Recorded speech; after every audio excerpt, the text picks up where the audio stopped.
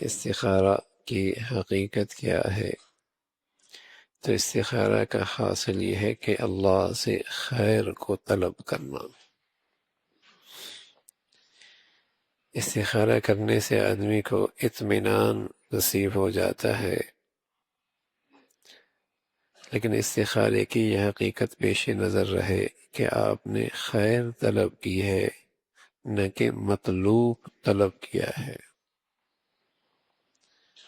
آدمی، اللہ کے نبی صلی اللہ علیہ وسلم کی سنت ہے کہ جب کوئی حاجت یا کوئی معاملہ یا کوئی کام پیش ہو تو جائز کام ہو، جائز کام ہو، ناجائز نہ ہو۔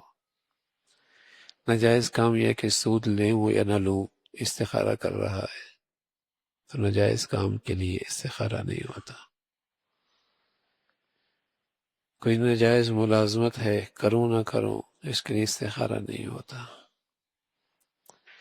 یا کوئی چیز اس پہ فرض ہے، نماز پڑھوں نہ پڑھوں تو فرض ہے میاں، حج کروں نہ کروں تو فرض ہے، کسی کا حق ادا کرنا ہے، زمین دینی ہے، میراث دینی ہے، وراثت دینی ہے، دوں یا نہ دوں، ارے میاں وہ تو فرض ہے، دینا ہے۔ کوئی جائز کام ہے، اس کے بارے میں اللہ سے مشورہ ہے، کروں یا نہ کروں، تو اس میں مطلوب نہیں مانگا، اللہ سے خیر مانگی ہے۔ یہ خیر، اس حقیقت سمجھنے کی ہے، ورنہ لوگ کہتے ہیں بھائی ہم نے استخارہ کیا پھر بھی ایسا ہو گیا، ہم نے استخارہ کر لیا پھر بھی ایسا ہو گیا۔ اور دوسرا یہ کہ خود استخارہ کرتا نہیں، دوسروں سے کراتے رہتے۔ ارے میاں خود استخارہ کرنا چاہیے، پیارے رسول صلی اللہ علیہ وسلم کی سنت ہے کہ استخارہ خود کرنا چاہیے، یہ اللہ سے خیر طلب کرنا ہے، اپنے اللہ کے سامنے اپنا احتیاج پیش کرنا ہے کہ میں محتاج ہوں، مطلوب نہیں، خیر طلب ہے۔ ہوتا کیا ہے، مثال کے طور پہ ایک آدمی نے چاہا کہ بیٹی کی شادی یا ہو یا نہ ہو، یا رشتہ کیا جائے یا نہ کیا جائے، ابھی استخارہ کر رہا، اب استخارہ کر لیا اور رشتہ ایک جگہ اطمینان ہو گیا، رشتہ ہو گیا، اللہ کی شان کے بعد میں بات بنی نہیں اور طلاق ہو گئی۔ اب ایک آدمی پریشان، میں نے استخارہ کیا تھا پھر بھی ایسا ہو گیا۔ ارے میاں آپ نے خیر طلب کی تھی نا، وہ کس سے طلب کی تھی؟ اللہ سے۔ اور اللہ کون ہے؟ جو علیم ہے، جو حکیم ہے، جو رحیم ہے۔ علیم بھی ہے، حکیم بھی ہے، رحیم بھی ہے۔ آپ نے خیر طلب کی، آپ مطمئن رہیں، چاہے گھر بنا نہ بنا انشاءاللہ تمہیں خیر ضرور مل جائے گی۔ تم نے تو استخارہ کر لیا، اب جو بھی صورت بنی تمہاری طبیعت کے مطابق، مطلوب کے مطابق بنی یا اس کے خلاف بنی، یہ اطمینان رکھو کہ تمہیں خیر ضرور ملے گی، چاہے دنیا میں ملے گی چاہے آخرت میں ملے گی، چاہے نعمت کے ملنے کی شکل میں ملی، چاہے نعمت نہ ملنے کی شکل میں جو آپ نے صبر کیا اس پہ خیر ملی، خیر ہر حال میں مل گئی۔ یہ ہے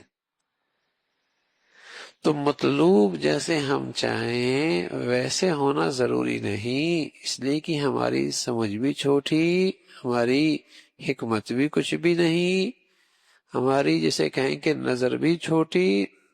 ہاں اللہ علیم ہے، حکیم ہے، رحیم بھی ہے، پیار بھی کرتا ہے، اور اس کی حکمت بھی کامل ہے، اس کا علم بھی کامل ہے۔ بس آپ نے استخارہ کر کے معاملہ ان کے حوالے کر دیا کہ اللہ مجھے تو خیر چاہیے۔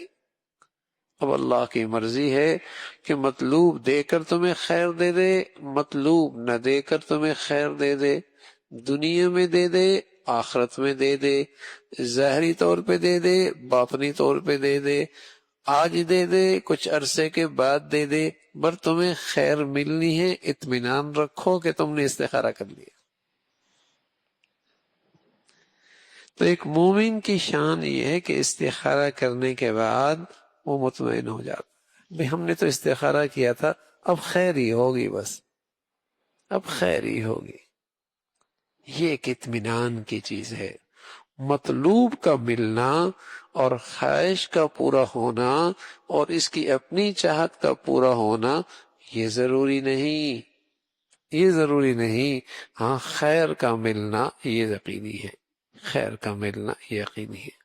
تو اس لیے مسلمان جب استخارے کی یہ حقیقت سامنے رکھتا ہے تو انشاءاللہ پھر مطمئن رہتا ہے، پھر وہ مطمئن رہتا ہے، اسے اطمینان رہتا ہے۔ ورنہ تو آدمی جب کوئی اس قسم کی چیز ہو، یار ایسا کر لیتا تو یوں ہو جاتا، ایسا کر لیتا تو یوں کر لیتا، اگر یوں کر لیتا تو یوں ہو جاتا، تو نہیں میں نے اگر یوں کیوں نہیں کیا تو یوں، ایک اندر کی بلا وجہ کی حسرت، بلا وجہ کی حسرت اور بلا وجہ کی پریشانی، اگر اگر اگر، ہاں تو یہ حسرت اسے ہمیشہ پریشان رکھتی ہے۔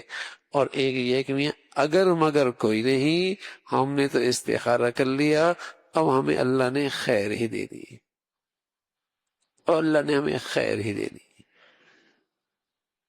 تو یہ ہے استخارہ کی حقیقت ہے، اور سنت یہی ہے کہ آدمی اللہ سے خود استخارہ کرے، 1 دن کرے، 2 دن کرے، 3 دن کرے، 4 دن کرے، 5 دن کرے، 6 دن کرے، 7 دن کرے۔